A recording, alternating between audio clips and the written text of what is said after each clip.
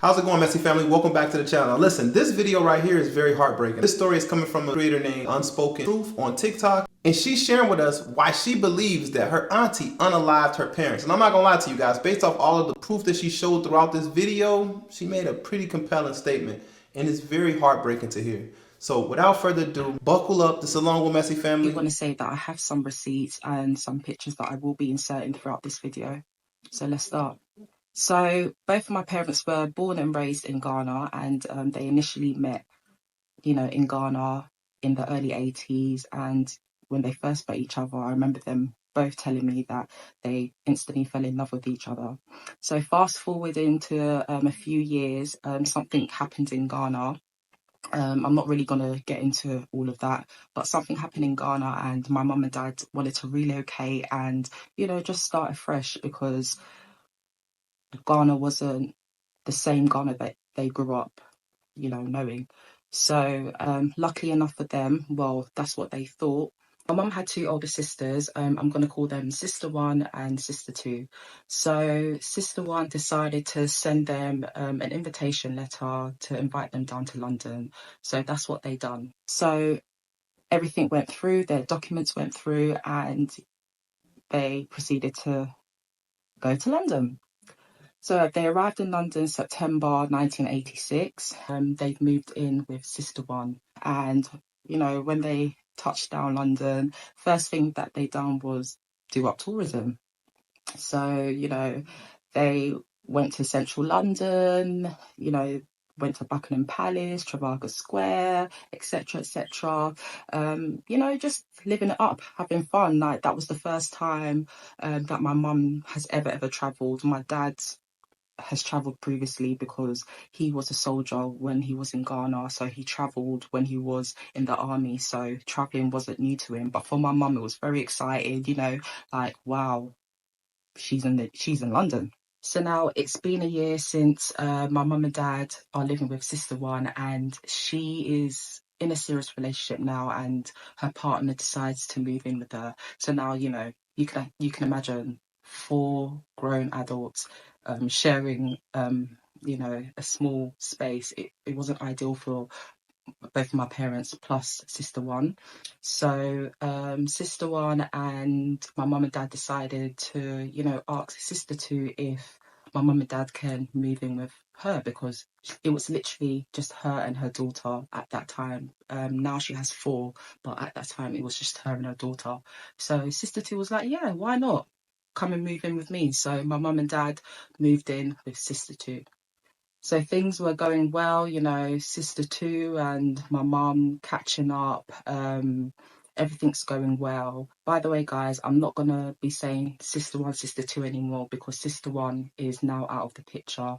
And I would just be saying my auntie or my mum's sister, so that so that you don't get confused. So now my mum and dad have been in London for a while now, just over a year, and they're starting to get a bit bored now. Obviously, when they was in Ghana, they was always busy. Like I said, my dad was in the army, so he was always on his feet. My mum didn't really work, but she would accompany her siblings and sometimes go to the farm, so she was always busy. So, it was a big culture shock for the both of them, I would say. So yeah, they decided to have a talk with my auntie and see if they can start work. So they had that conversation with my auntie, and the first thing my auntie said is, no, basically my auntie laughed in their face first and said, "Do you know what it takes to work in London?" And obviously they didn't know none the wiser, and she said, you are illegal immigrants and you don't have the status to work in the UK. So if you want to work, you would need to, require documents to work. So obviously my mum and dad were oblivious to how they can obtain all of that. And she came up with the idea of getting fake identities in order for them to work. So now the names that they used to work, they weren't actually fake, they were actually real people. So the name that my dad used was my mum's older brother's name, because he already had his status within the UK. And the name my mum used was her brother's wife's name. So yeah, they used that. and they managed to get jobs. So my mum was working as a cleaner for an airport, and my dad managed to get a cleaning job for a cleaning company. So they were both excited. They were like, yes, like, you know, they're finally, you know, getting somewhere. They're gonna achieve their goals. One of their goals was to buy a property and, you know, to move out of my auntie's house. So, you know, working hard, saving their money, and this is where hostility starts and jealousy started um, with my auntie. So my auntie started seeing that they're earning, you know, small money, because my dad would offer to do shopping for the house, and he would give my auntie small money here and there, you know, to pay for a small bill here or a bill there. So she was like raising an eyebrow, like, these people have just come to the UK and now look at them. So she started acting weird towards them. I remember my mum used to say to me that she would try and spark up conversations with her sister, and her sister would just flatline ignore her. Like, she would just ignore her. She would not even acknowledge that my mum's talking to her. I remember my dad would tell me that there were times where she would just make little arguments with them. But upon all of this, they did not retaliate. My dad ignored it. And, you know, they just continued to put their head down and work hard. So I believe it was a year or two that has passed. My dad managed to get him a really good job as an underground train driver.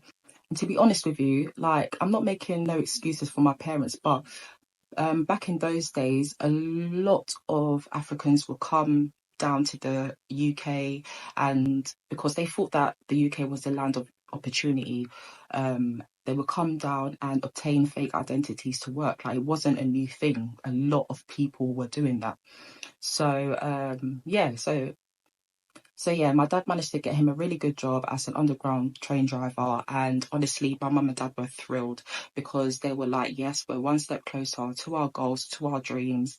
And, you know, that was really important. And, you know, the focus for my dad really was to get out of my auntie's house, because he really could not take the hostility, because my dad does not like hostility. He was such a friendly person. If you really knew him, like, he was so down to earth.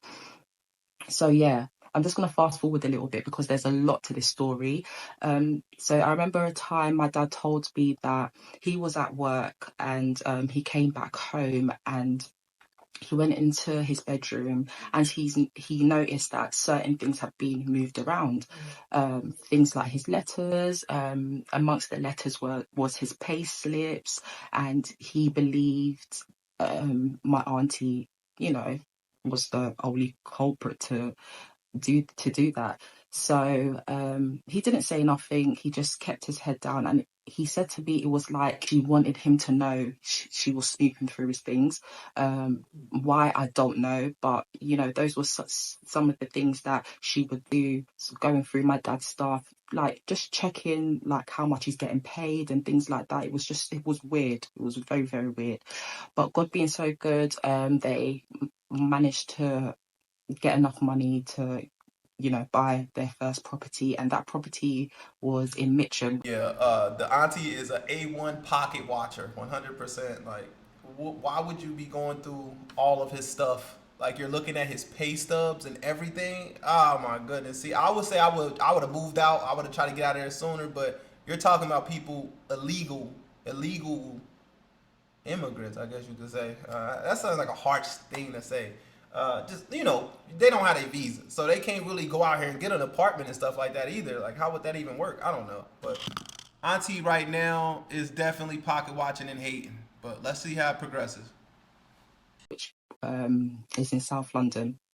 So now the next thing that they had to do was sit my auntie down and tell her that, you know, they found somewhere and they want to move out.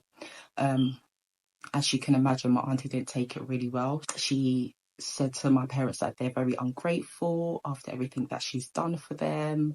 But, you know, my parents took every insult, everything that she said to them, and just said, thank you. Just thank you for everything you've done, basically, and deuces. So they left and, you know, moved out and started their life, you know. Now they've achieved getting their property. Their next step was to start a family. So my mum and dad were trying, you know, very hard to conceive, and unfortunately my mum suffered 2 miscarriages before she actually conceived me. So now she's pregnant with me. They're ecstatic, they're happy, everything's going, you know, right in their lives right now. I wonder if her parents told her this entire story, because I just now realized, now that she's talking, like, you wasn't even alive. Like, she's telling this story as if she walked hand in hand with them. Her mom, you know how parents be though. They'll tell these stories all day. This girl was definitely listening to her mom and her daddy stories and couldn't wait to share it. So at this point, my parents and my auntie have not spoken. They do not speak. They've literally just gone their separate ways. That's it. So yeah, fast forward, my mum's, you know, at the last stage of her pregnancy. So she's in her 3rd trimester. And, you know, one day they're chilling at home and my dad said there was a massive knock at the door, like boom, boom, boom. And his heart just stopped. He was like, we're not expecting anybody, like no one really knows where they live. Yeah, so he was scared. So he literally got up. So as my dad was about to open the door just literally pushed him back. And who was it? It was police. So police were like, it's police, we're looking for Francis Pongs, police, whatever. And then my dad he was scared. He was like, oh, it's me, like, what's going on? So the police was like, oh, Mr. Apong, you've been arrested for, you know, dishonesty, obtaining a property by deception or something along them lines. I can't really remember what it was. But yeah, my dad was so scared. He was frightened. My mum, heavily pregnant, was in tears, like just scared. They were both scared. So as the police officer was about to take the handcuffs and pull it on my dad was like, whoa, wait, let's talk about this. Let's try and resolve this. But no, the police officers was not having none of it, and they literally slammed my dad down. And as the police officers slammed my dad down, he sprained his arm and he sustained a few injuries as well. It was really, really hectic for my parents.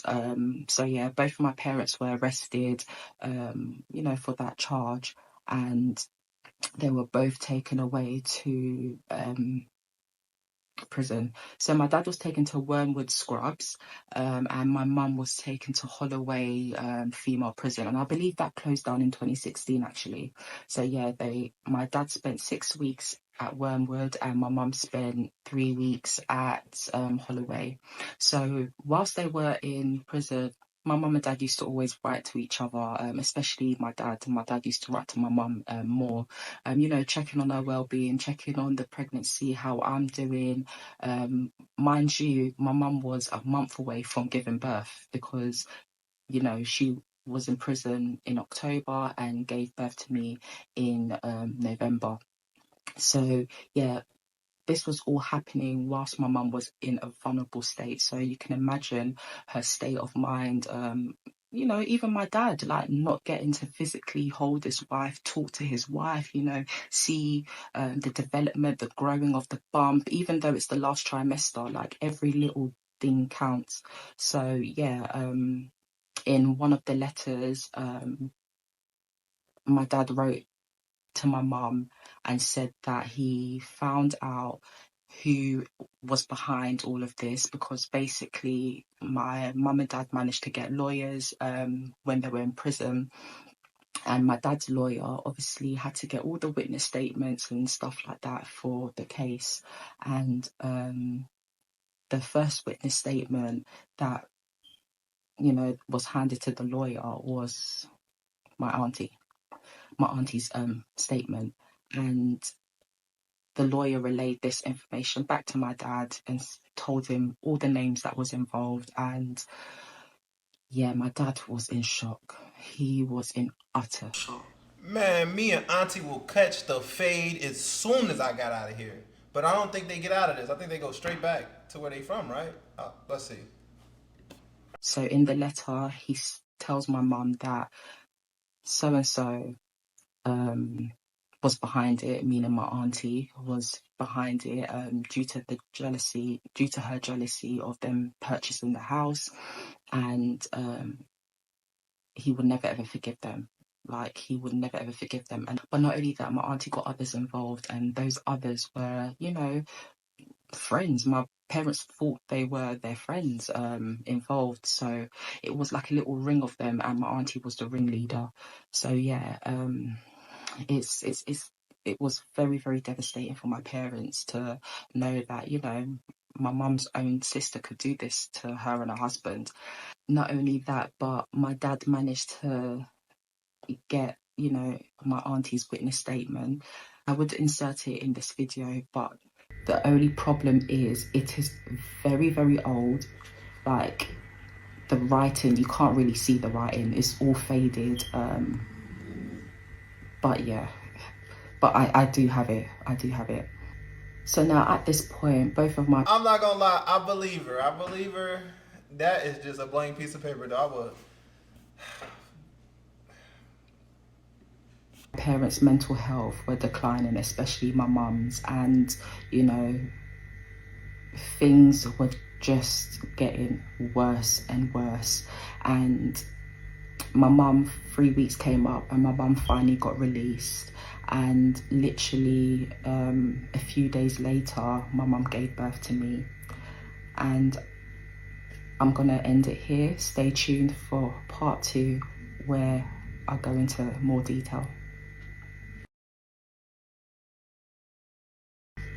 This is part 2 of how my auntie unalived my parents, not physically, but mentally and emotionally. So now my mum's been released and she has nowhere to go, because obviously they've taken the house from my mum and dad. So now my mum is homeless. She has little money left. So she decides to get on a bus and just take it to the last stop.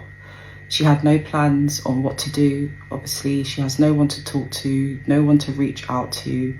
So she just gets on the bus up until the last stop, and she kept doing that for a couple of hours. Within those hours, she started getting pains in her tummy, and obviously that was the start of contractions.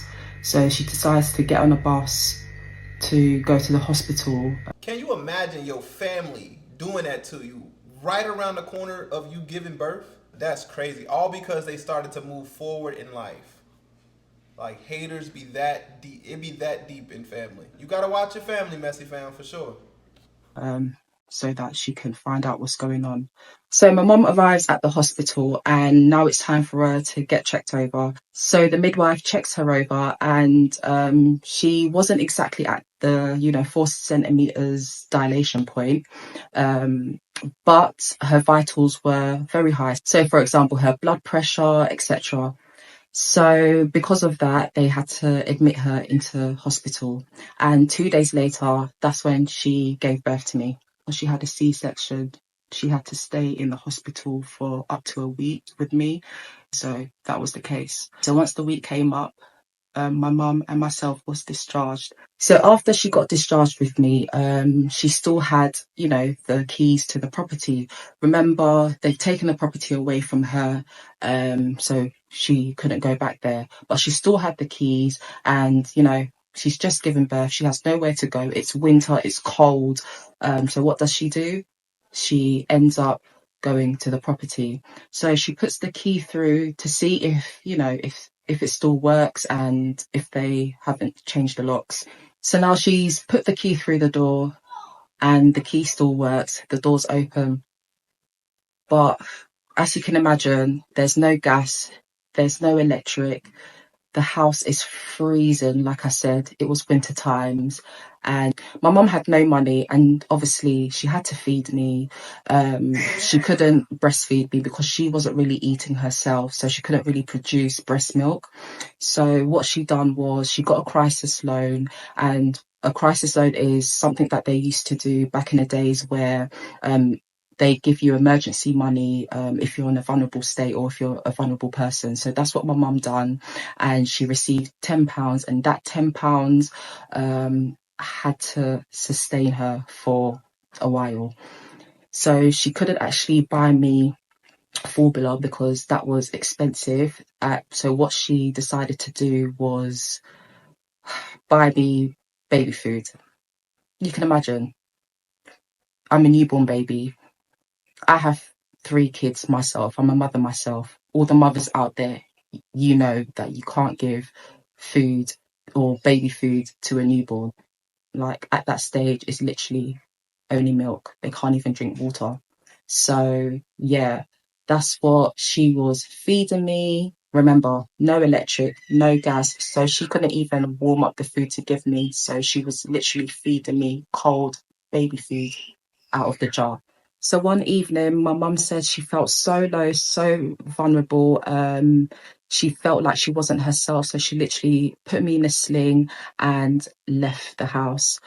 She got on a bus and once again just kept going to the last stop, again another one going to the last stop until she just felt so low about herself that she just didn't want to be here anymore. She just wanted to end it all because what is she really living for? And that was her frame of mind at that time. She started walking towards a busy road and a lady from afar could see my mum. So the lady saw my mum from afar and she noticed that my mum wasn't in the right state of mind just from her body language. So as my mum was approaching the road, the lady literally ran and stopped my mum. And my mum broke down and just started saying everything as if she knew this lady. But my mum said she just had no one to talk to. So she literally just vented everything out. So the lady was so lovely to my mum. She got my mum a bed and breakfast for that night. And in the morning, my mum told me that she followed the lady and sorted emergency accommodation out. And yeah, the lady just helped her so much. So once all of that was sorted and she moved into the emergency accommodation, she said it was very lonely. It was a very, very lonely. She was so scared. She had no one to talk to. But luckily enough, my dad's lawyer found a way to communicate with my mum. I'm not sure how though. I don't remember my mum telling me how that happened. But the lawyer found a way to communicate with my mum, and my dad and my mum got into communication again. So a few weeks later, my dad was released from prison and he joined my mum and myself at the emergency accommodation. So now they are back to square one. Things are just looking so low for them, so dark for them. And honestly, my dad was a fighter, but honestly, that took a lot out of him. And that's when the beginning of him not having trust for people started. So yeah, they was building their life slowly, slowly. I'm just gonna fast forward a little bit because there's so much to this story. But yeah, they were building their life slowly, slowly. So from emergency was temporary accommodation. In I believe it was the second temporary accommodation that we had is when my mum and dad gave birth to my brother, and after that we moved into our permanent. I believe I was like 11 or 12. I can't really remember the age that I was when we settled into our permanent accommodation. But yeah, we finally settled into our permanent accommodation, and that's when my parents were like, "Listen, no more bad luck, no more negativity. We're gonna strive and we're gonna do it." And that's when my dad decided to go back into education and study to become a mental health nurse. So my dad, Deep breath, deep breath, deep breath. First of all, her parents are like superheroes. No way. Like, just relive that for a second, guys. Like, think about that for a second. You just had a baby. Your husband, locked up in prison. They let you out because you're pregnant. At the end, you have to have birth. They don't even provide you with a place to stay. This is some UK shit. Because in America, they would have took that baby. They would have took the baby away from the mother. I'm not saying they would have did it, but they would have took the baby. But the fact that in the UK they let you keep the baby homeless is crazy. UK, what the hell? But I'm not saying they should have took the baby because I think that would have probably pushed her. That was, but it's almost like baby food as an infant, bro. I done heard some stories, but that one right there, I see why she held on to this story like she did. Like she's telling as if she walked foot like hand by hand with her mother, and I feel like I'm walking with her. Like, is this the mother speaking? That's what it seemed like. Like this is traumatizing. It's so traumatizing that she was able to put the image in my head. Like this is crazy. Achieve that, and he started as a mental health nurse. I believe he started in 2005. Yeah, I believe he started as Mental health nurse. I would have been a mental health patient. a mental health nurse in 2005. And once again, my dad is a hard worker, so he put his head down, working hard, just trying his hardest to get back on track. So now things are looking up, and my dad is sending money back home to Ghana, and building his property out there, because obviously his retirement plan is him and my mum retire and go back to Ghana and just live life. So he was sending money home back to Ghana and getting his house built, and he built a lovely 5-bedroom bungalow in Ghana, which was one of his biggest, proudest achievements that he done. So yeah, I believe my auntie got a whiff of this and was extremely upset. She was angry the fact that my mum and dad have managed to pick themselves up. My dad's built his 5-bedroom bungalow back home. He's also helped my mum's family, build their family house. So all of that was raging inside of her. Unfortunately, around this time, my mum started having little symptoms here and there, and unfortunately, she got diagnosed with end-stage kidney failure. I believe that was around 2008. So then my mum started to have treatment, which is dialysis, 3 times a week for 4 hours. So it was draining. And I remember my dad would, encourage my mom, the pep talk, whatnot, but you could see in his face that he was also worried, but obviously he tried not to show this. So yeah, my mum was going through a tough time, me and my brother saw my mum go in and out of hospital. Obviously I was a teenager around that time, so I wasn't really coping with all of this too well. So I would try my best to stay out as much. My brother was like 7 years younger than me, so he had no choice but to stay at home. So he witnessed a lot of my mum going in and out of hospital. So it was a normal day, and usually my mum calls back home to Ghana to speak to her family, especially her niece. So this niece, her mum is my mum's older sister. That's another sister of my mum's, but she passed away a few years ago. So yeah, she called, was speaking to her niece as usual, but then this conversation was kind of different. So my mum's niece suggested that she would love to donate a kidney to my mum, and honestly, my mum was overwhelmed. She was shocked. Someone loves her so much to donate a kidney. She was honestly so overwhelmed. They have a really good relationship because my mum and dad, looked after her growing up, and my dad also put all of her kids through school, was paying their school fees, so they really had a strong relationship. My mum's niece, called my mum, called my dad. She even changed her surname to my dad's name, Opong. So, you know, there was a lot of love there. So my mum and dad thought anyways. She didn't give an answer straight away when she spoke to my niece that day, but what she did say is that she would speak to my dad and then, come back to her about it. And also she does need to discuss this with my niece's mum as well. So now she's gone away and started discussing this with my dad. My dad was very hesitant. Would you blame him? Considering what my auntie done to him, you know.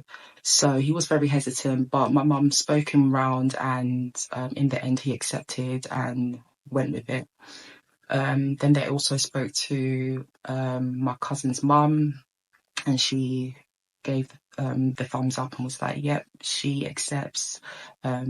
So yeah, they started the process, and I believe the NHS, you know, was involved as well, and they offered her a medical visa to come to London to do the transplant for my mum. So once everything went through, all the documents went through, she came to London in the year of 2010.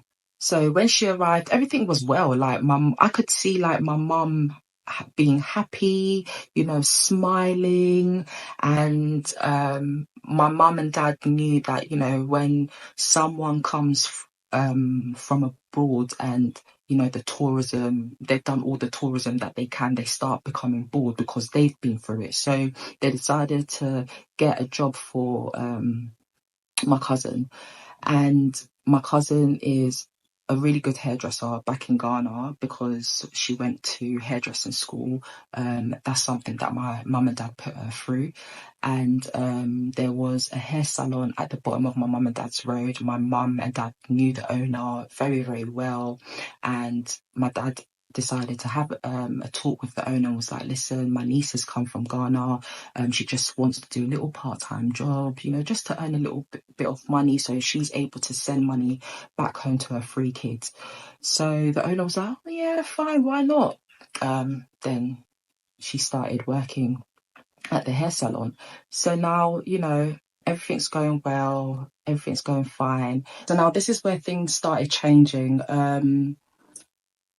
At first, when appointments was being made, my cousin would follow, you know, my mum, go for the checkups. You know, everything was going fine until one day she started slacking. So when it was time for an appointment or whatever, my cousin would be like, oh, my body hurts, or I've got a headache, or, you know, just slacking. But my mum didn't really say anything. What she did say is to my cousin that is she sure that she really wants to do it? If not, she's not going to be upset. She's not going to be angry. She should just let her know. So then one day came and we got a letter through the post, and it was a letter from St. Helios Hospital stating that my cousin has been here for a while and her medical visa's running out, and it looks like she's not willing to do the procedure. So it's time for her to go back to Ghana. And if she refuses, then they're deporting her back. So she's read this. My mum and dad have, like, everyone's reading it. So my mum looks at her and says, this is the outcome. We have to start getting ready for you to go back to Ghana. And then this is when things went left. My cousin's attitude started changing, like slowly. So she would be coming home late from work, and mind you, the salon to my mum's house is like a 3-minute walk, if not that. Do you get what I'm saying? So there was no excuse to be coming home like an hour late or an hour and a half late. So, but my mum and dad, they didn't really say nothing. They were thinking, do you know what? She could have made friends at, you know, the hair salon. So let's not really think too much into it. Until one day, my mum had a dream where I believe a dog bit her leg. I think it was a dog that bit her left leg, to be precise. I want you guys to remember the left leg, right? Okay. So she had a dream, a dog bit her left leg, and she woke up with a massive scream. And when she woke up, there was a bite on her left leg. It's crazy, I know, but there was actually a bite on her left leg. And I remember from there on, my mum started having really bad pains in her leg. And my mum will be laying down on the living room floor, and me, my brother, my dad, my cousin, and my first son, we would all be in the living room, and my mum would be in pain. We're all like, "Oh, mum," oh, like rubbing her. My cousin will be sitting there like this.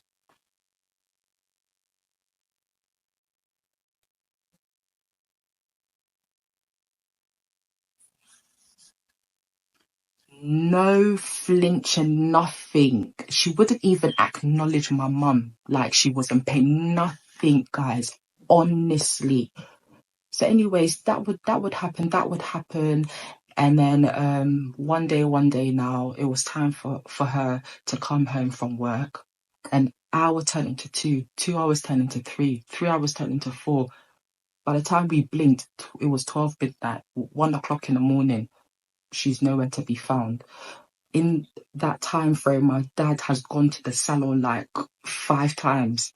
Do you get what I'm saying? And the people in the salon are saying, "Oh, she left time ago. Like, she left time ago." Anyways, now we've all gone to bed, woken up, she's still not back. So my mum and dad now are getting worried because obviously she's in their care. My mum and dad are calling around, panicking. No one knows where she is. Things aren't looking good. So now I want to fast forward a little bit. So a few months, I believe it was like 7, 8 months down the line after my cousin disappeared, it was me and my dad and my son at home. I was literally washing my son's bottles in the kitchen, and in my mum and dad's house where the kitchen is, there's a window, and that window you can see outside. So I could see people circling my dad's car. It was 2 men and 1 woman, just circling my dad's car, just, looking very suspicious, but they wasn't in uniform or anything. They were in their own clothes. And then I saw that they started approaching the front door. So as they were about to approach the front door, I called to my dad because my dad was upstairs getting ready for work. So as I was saying, "Oh, Dad, there's a few people circling your car," the doorbell went. So as I went to go and open the door, they were like, "Hi, we're looking for Francis Okong." And I'm like, "Oh, who are you?" And they were like, "Oh, is he in?" And then I'm like, "Daddy, someone's looking for you." So he's come down the stairs now, and they're like, "Hi, are you Francis Okong?" And he was like, "Yeah, I'm Francis Okong." Then they were like, "Sir, you're under arrest and human trafficking of body parts." And honestly, I just wanted the floor to swallow me whole. Like, anyways, I'm going to end it here. I'll be dropping part 3 soon. So stay tuned. Thanks. This is part 3 of how my auntie unalived my parents, not physically, but mentally and emotionally. So after my dad got arrested and put in handcuffs, I literally was walking around like a headless chicken, like shaking. And I remember they said something into their radio, and I just see a police van pull up and put my dad in a car and literally go off. So I was like, what in the is going on? So then I've got my phone, I've managed to, calm myself down, and I've called my mum. At this time, my mum, she was at dialysis. So I've called her, and I've told her everything, and she's panicking. She's like, "Oh my gosh, like what? Who would have accused Daddy of doing this?" Like, yeah, it was crazy. So anyways, now I said to my mum that I'm going to come down to the hospital, and then after her dialysis treatment, we go to every police station near us and try and get to the bottom of this. So I've put my son in his jacket, I've got myself ready, and we've gone to the hospital to go and meet my mum. So met up with my mum now, and we've gone to each and every police station that we can think of near us, and no one is telling us anything. We don't know where my dad is. We're literally just panicking, and my mum was like, you know what, she's tired. And I could understand, because she's literally just done a 4-hour treatment of dialysis. She hasn't rested. I've just thrown this in her lap. So yeah, we went home and we was just waiting for hours and hours. Then the key, we heard it turn, and my dad just looked so deflated. He looked like, I don't know.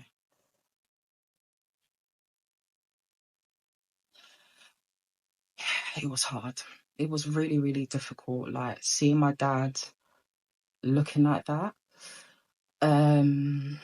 So yeah, he's come in now, and my mum's instantly said, "What's going on? What happened?" And then my dad was like, "So and so," meaning my mum's niece, my cousin, is the one that has accused me of this. And honestly, the silence in that room. Yes. You telling me I take care of you, I put you through school, I pretty much fund your life. Her parents had some money. And every time they reached back to help they family bit them in the hand. As soon as they stopped helping, it became an issue every time. Now, I want to see how this progressed, because that is a wild allegation to put against somebody if it's not true. I want to know if he sued them or if somebody went to jail other than them after this. I want to really see how this went, because no way, bro. This is why you can't take everybody with you, Messy Family. Was heavy. It was very, very heavy. And then I remember thinking in my head, like, why would she do that? Like, why? What on earth would come over after everything my parents have has done for you, your kids? Why on earth are you going to do that?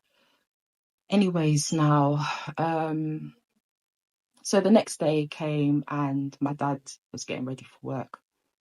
So as he got to work, his line manager pulled him aside, and this is where things just turned left.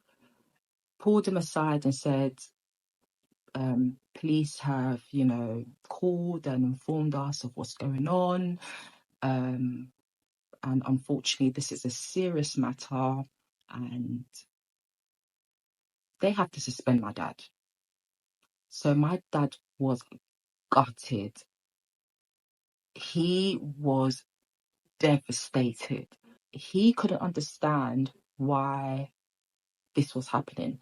So he's been suspended now, and things are not looking good.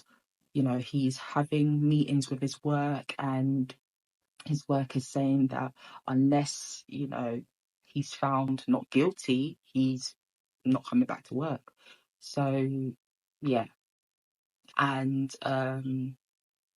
going back and forth to this trial, to the courts. It was a lot. It was a lot.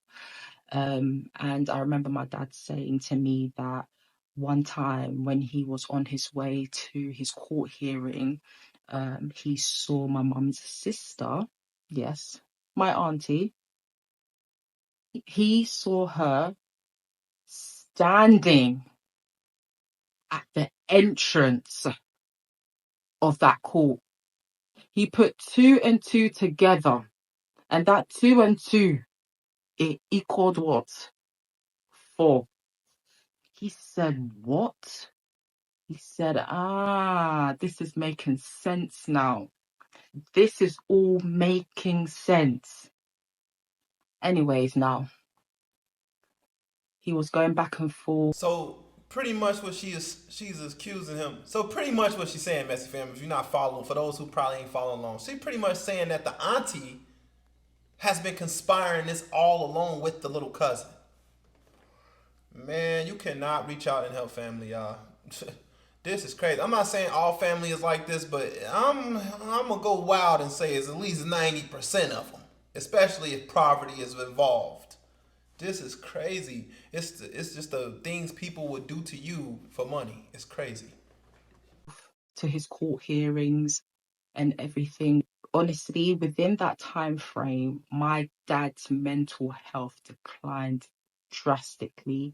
He was in and out of the GP. He was diagnosed with depression, and honestly, it was so hard to see because with African men, they don't usually talk about their feelings. Like they will internalize everything, and that is what my dad done. He internalized every single thing that my auntie and my cousin put him through, that it essentially it unalived him.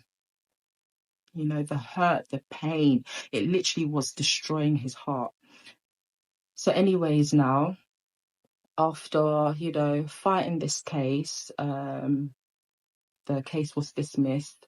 My dad was found innocent, thank God, because every time my cousin said that my dad, her, he was at work or he was either picking up my mum from dialysis.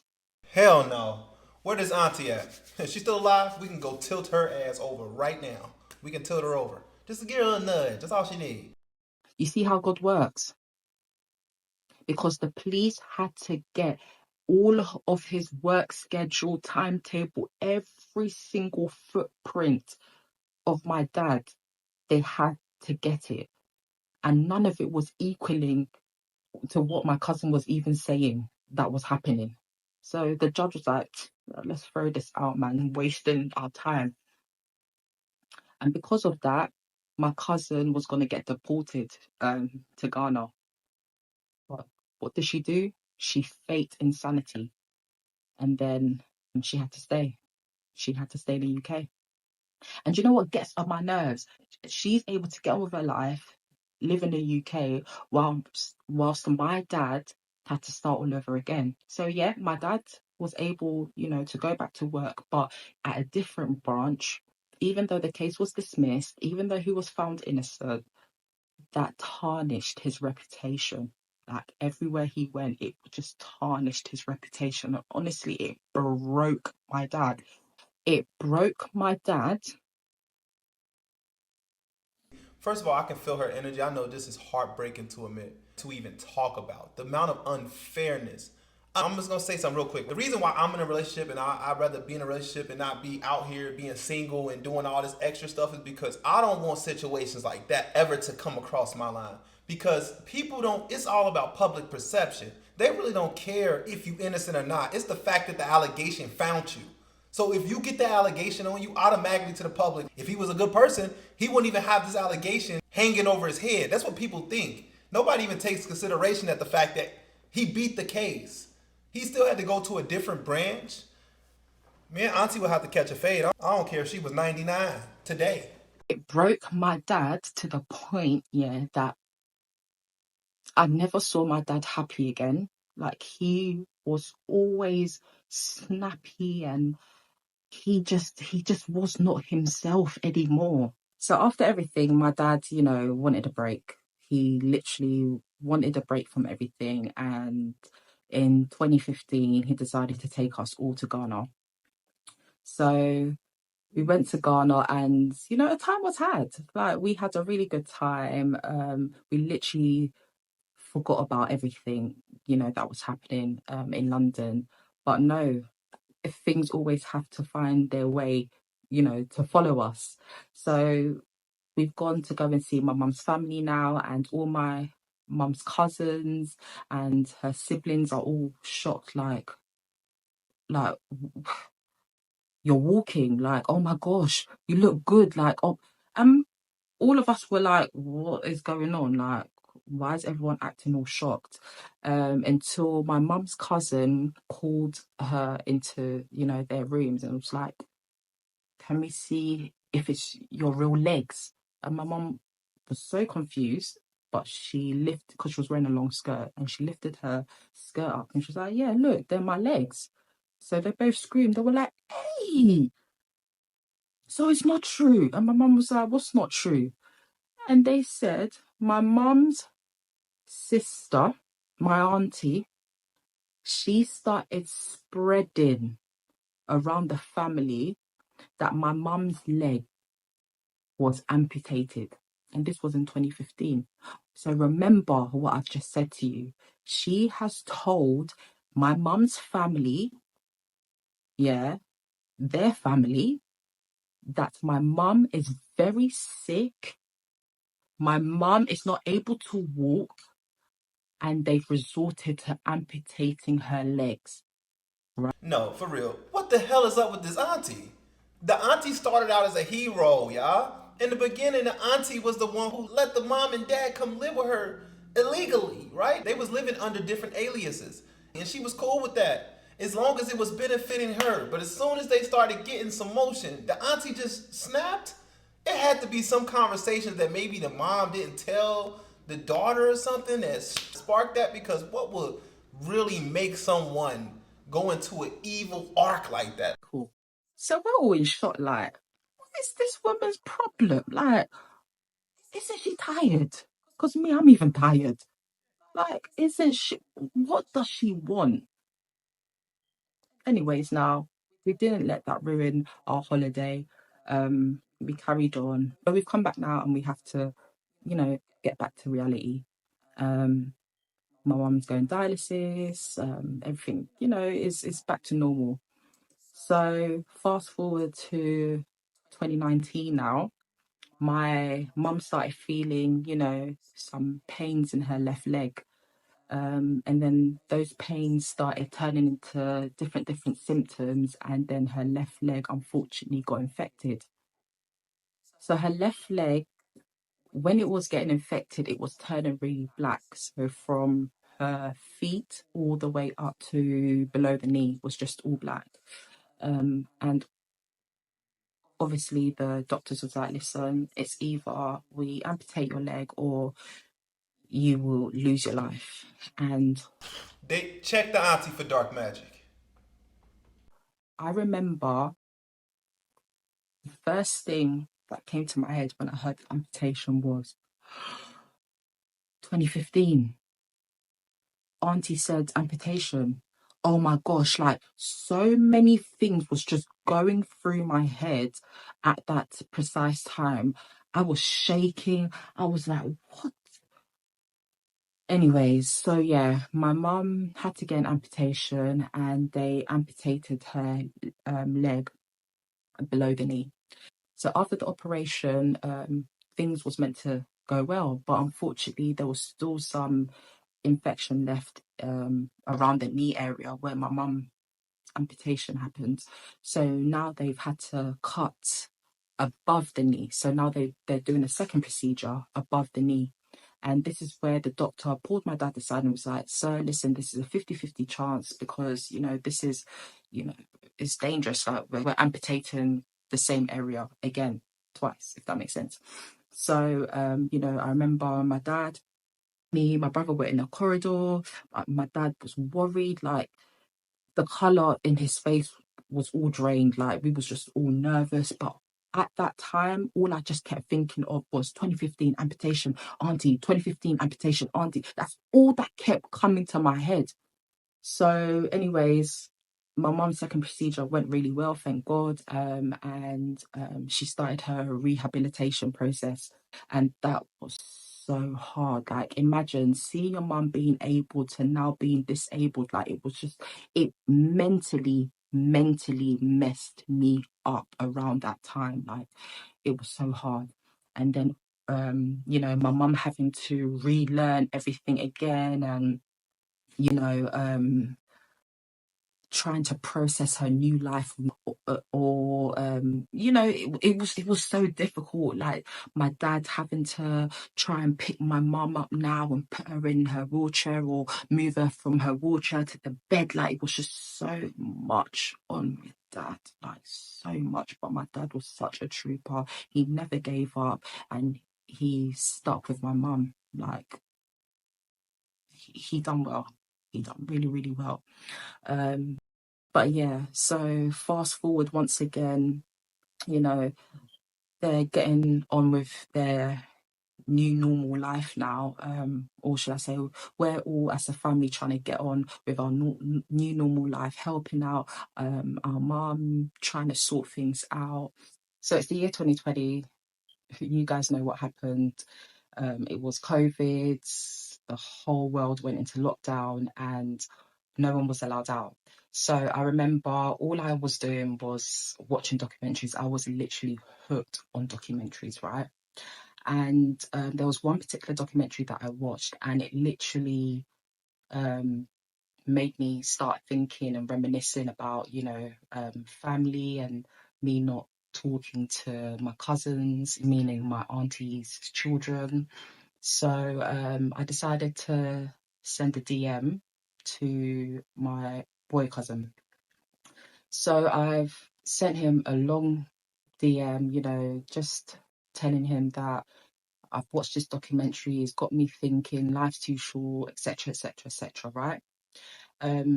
He responds and the conversation's flowing, and then he says that he will get back to me with a date where we can all have a Zoom meeting to sort things out.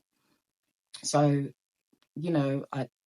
we left it on a positive note, so I thought, and I'm still waiting till this day for this Zoom meeting to happen. I understand why it was a Zoom meeting then, because it was COVID times, but now we don't need to be doing Zoom meetings. Like, I'm not living 6 hours away, like we're literally minutes apart. Do you understand? But anyways, that's another story. So around that time too, I sent the same message I sent to my boy cousin to my girl cousin. And once again, the conversation was flowing. We was getting to know each other again. She told me that she gave birth, what her daughter's name was, and all of that. It was really nice. I can't really remember how it ended, but I will insert the screenshots. But what I remember is I got left on red. I think I didn't even get a response back after a while. But yeah, anyways, now moving on, a year later, which is 2021. One day, I'm fast forward into the year of 2021, January. uh, it was a normal day. My dad was taking my mum to her normal checkup. She usually has monthly checkups at St. Helios Hospital, where they check her kidney function to check and see if everything's going okay. And so, yeah, it was a normal day. I believe it was on a Thursday. So, yeah, my dad didn't have work, so he decided to take my mum to her appointment. So, the whilst they were at the appointment, or just before the appointment finished, sorry, I tried to call my dad, but he didn't pick up. So I left it for like 5 minutes, and then I called my mum, and then my mum said to me, "Oh, we've just had my appointment. Daddy's about to put me in a car and we're coming home. So when I get home, I'll call you, and then you and the kids can come round." So I was like, "All right, cool, that's fine. Sounds like a plan." So now an hour's passed, an hour and a half's passed, and I'm like, I haven't heard from my mum what's going on, and she usually is really good with her timekeeping. So I've called my mum now, and I'm like, "Mummy, I'm still waiting." And she was like, "Chris, I'm still waiting in the car." And I'm like, "Okay, so where's Daddy?" She was like, "He's put me in a car, and he said he's going to use the toilet, and I'm still here." And I said, "So haven't you called him?" She was like, "I've called him, called him, called him. He hasn't picked up." So I'm like, "This is unlike Daddy." So I'm like, "All right, cool. Let me try and sort this out." I got off the phone to her, trying to call my dad. He's not picking up. Calling him again, he's not picking up. So I'm like, "This is unlike him. What's going on? Like, mummy's vulnerable. Why would you leave her in a car? It's winter. It's January. Come on. UK weather." So now I said to myself, let me call my brother, because at that time my brother was working like 5-10 minutes away from St. Helios Hospital. So I've called him now, explained everything to him, and he said, "You know what, I'm going to go and see what's going on." So he's got into the car park now. My mum's explained everything to him, and he said, "All right, cool, let me go and find the security guard and let's try and locate where Daddy is." So they've My brother, security guard, they've done all of that. They can't find my dad. Time's passing is like 4, getting to 5 now, and you know it's cold. So my dad had the key. So obviously my dad and my brother couldn't take the car. So we've had to leave my dad's car unlocked at St. Heliers Hospital car park. My brother got a Uber for my mum to go home, and he followed behind in his car. So now they've got into my mum's house now, and I've literally met them there because I live a road away from my parents' house at that time. So I've gone to meet them now, and we're all confused. We're like, what happened? I'm even saying to my mum, mummy, like, are you telling me the truth? She's like, ah, Chris, what have I got to lie about? So, anyways, now time's passed. I think it was like an hour has passed. The doorbell has rang. I've opened the door and it's 2 police officers. So in my head, I'm like, what is going on? Allegedly, what has he done? Because at this point, I'm tired. I'm tired of seeing police. I'm tired of them accusing my dad of things. Like, I'm tired.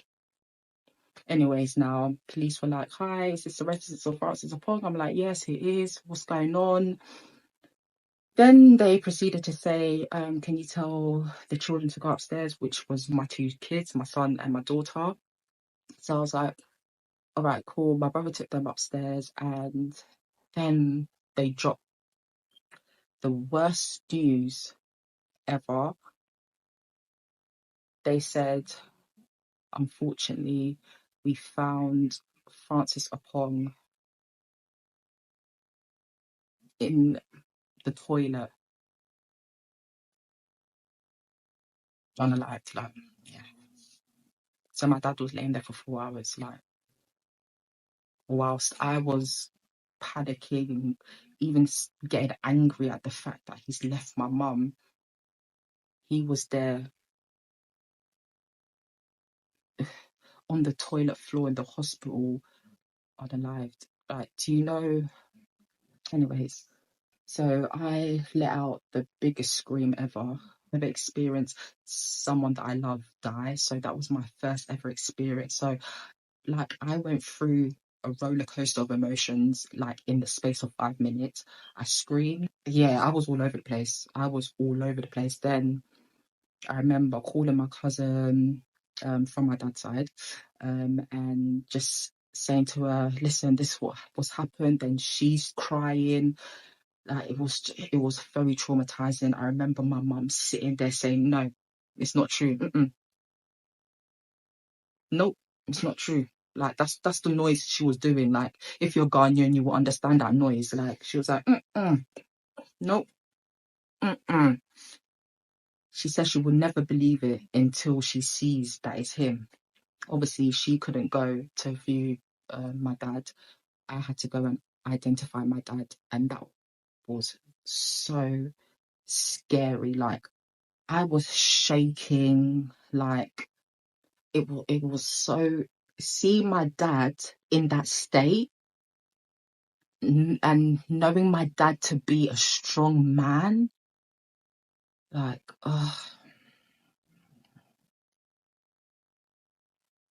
but yeah, I identified his body, and I said, yeah, that's my dad. And they gave me his things, and I drove his car back home, and that car journey felt like 2-3 hours, and it was only like a 30-minute drive. But it was so, I felt so low. And honestly, in that moment, I wanted to drive to my auntie's house. I wanted to just take everything out on her.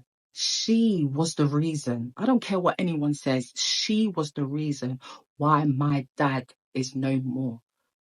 After all the heartache, after all the suffering my dad went through because of her lies, because of my cousin's lies, both of them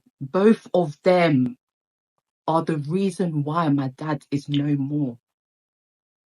because they mentally and emotionally unalived him because his heart couldn't take it no more. So the week of my dad's passing, I was going through his things, like his paperwork and just stuff, to start arranging things for the funeral.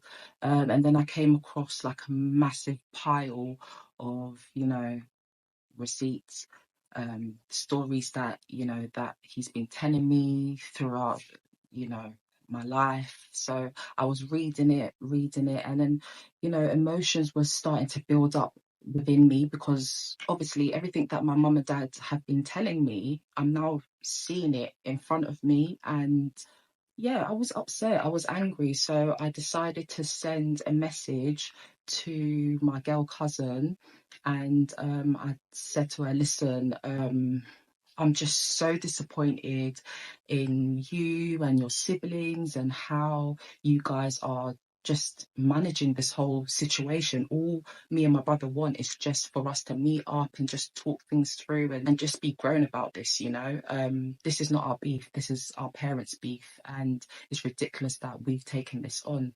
So I've sent her this and she's responded straight away. I think saying something along the lines of she saw the message, but it's not coming up on her phone. But she basically said that is an issue that I need to sort out with him, meaning her brother, because obviously, like I said, brother didn't respond back with, a meeting or Zoom date or whatever he wanted to arrange. So I took that to heart.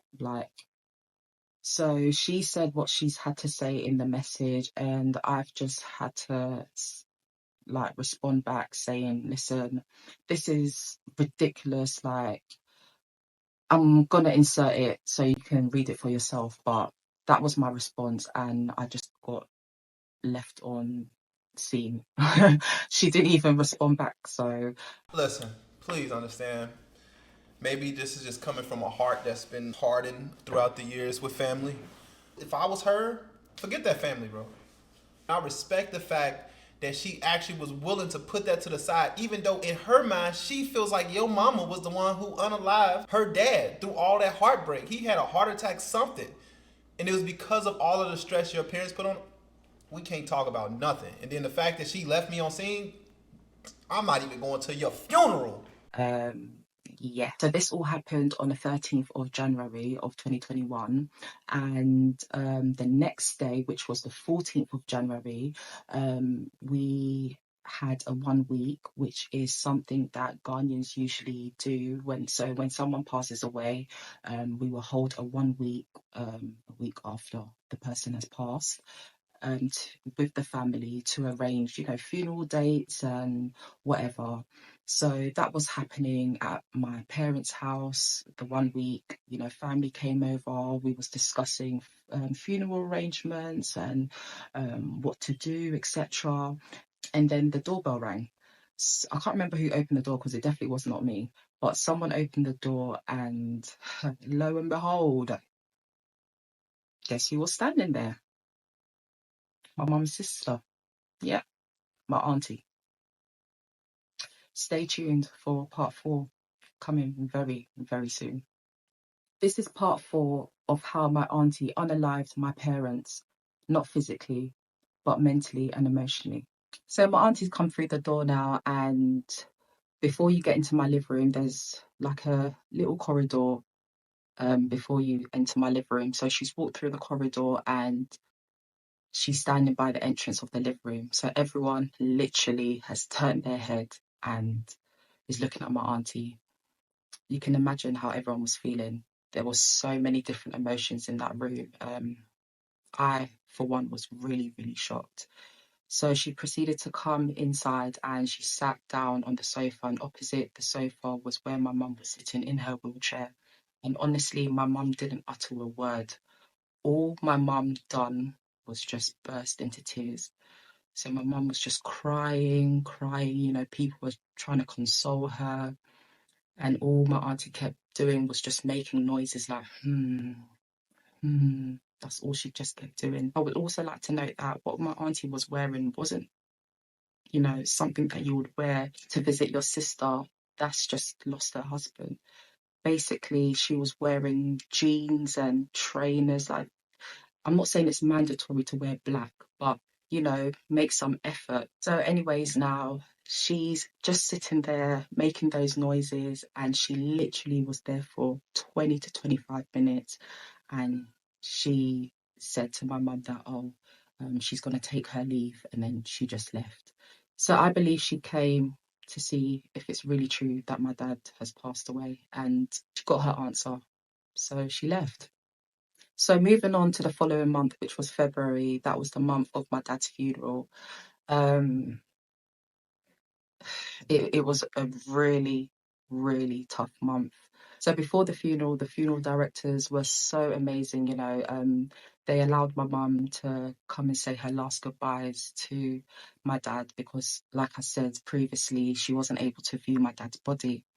So I'm gonna insert the picture of my mum, you know, saying her last goodbye to my dad, and that was so hard to watch because at that precise time all that was going through my mind is all the conversations my mum and dad used to have in presence of me and my brother, of their plans and their goals and ambition to, you know, their retirement plan and then going back to Ghana. And yeah, man, yeah, it was hard.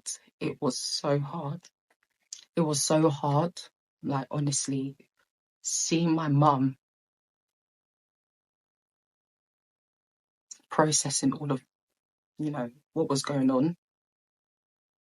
But anyways, we gave him the befitting funeral that he deserved. That day was so beautiful. It was so, so beautiful. So we buried my dad now, and you can only imagine how hard it was to get back, you know, to our normal lives.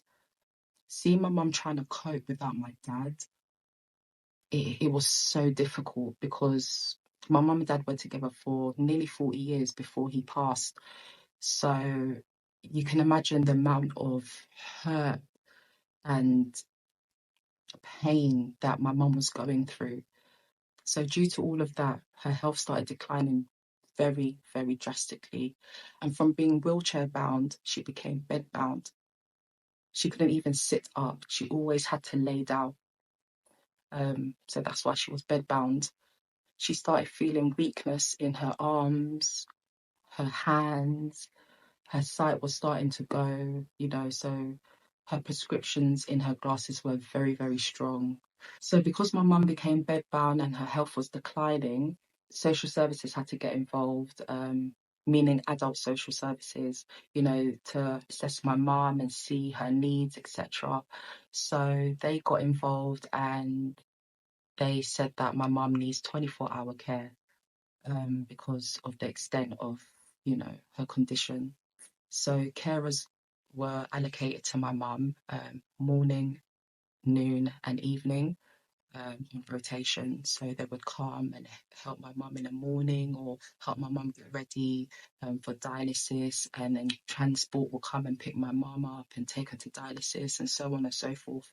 So that was happening until one day my mum got a really, really bad infection in her back. And I believe that was due to her being bedbound because at that point she was literally in one position. So you can imagine the damage that was doing to her body. So yeah. So the infection in my mum's back was getting really worse, and you know, social services once again and a few other healthcare professionals got involved and said, do you know what? Your mum needs to be moved into a specialised home. And guys, honestly, when they told us that news, meaning me and my brother, that's when I lost all hope because I was like, why is this happening? Like, my dad's gone. Now my mum's health is declining so bad. Like, ugh. I was really tired, guys. Honestly, I was tired. I was drained, on numerous occasions when my mum got moved to this home. I had to, attend so many meetings with, the social workers and healthcare professionals. So whenever we would be in these meetings and they would show like my mum's condition, so pictures and explain what my mum is going through and stuff, it would just take me back, to everything my mum and dad endured in the hands of my auntie and my cousin. So, anyways, now my mum is in this home. I believe she was in the home for 6 months. And one day, like normal, they took her to dialysis on the Thursday. And where she has dialysis is St. Helens Hospital. So she went dialysis, and unfortunately, her blood pressure was really, really low. And then she became unconscious. And they had to put my mum on oxygen, and me and my brother were just hoping and praying that my mum would pull through. But unfortunately, on the 9th of November 2024, just 3 days before my birthday, my mum passed away. And the fact that me and my brother witnessed my mum taking her last breath will stay with me forever. So after my mum passed, me and my brother had to, come up with funds in order for us to bury her. So we decided to do a GoFundMe page, and I posted it up on my stories on Instagram, and I looked at who viewed, my stories, and who do I see? My girl cousin viewing the story. It really shocked me because I didn't get no, condolence message from her, even though she saw, that I just lost my mum. And I didn't get no message from her siblings, nothing whatsoever. And it really, really hurts me to know that I have cousins out there, first cousins at that, don't want nothing to do with me and my brother. For what reason? I can't tell you. I don't even know why. They've taken on their mother's beef and taken it as if it's their own beef. And you're beefing your cousins that have nothing to do with it. It doesn't make sense to me. But yeah. So yeah, that's the end of, my mum and dad's story. Thank you for every single one of you that has watched each and every part of this. I've done this to raise awareness on, sibling rivalry, enviness, jealousy, and just to put my mum and dad's story out there. And I just want to let you know this is not the end. Stay tuned because I'll be updating you guys on what's coming next. I have so many announcements coming up, so stay tuned. This is just the beginning. I'm not gonna lie, Messy family. This story was an emotional roller coaster. It was hard for me to actually even get through this. I had to take a little pause breaks here and there just to collect myself. Because honestly, I was starting to look a certain way towards the whole situation. I knew my responses towards it was gonna be purely negative. So if I say anything that was probably negative, I'm sorry.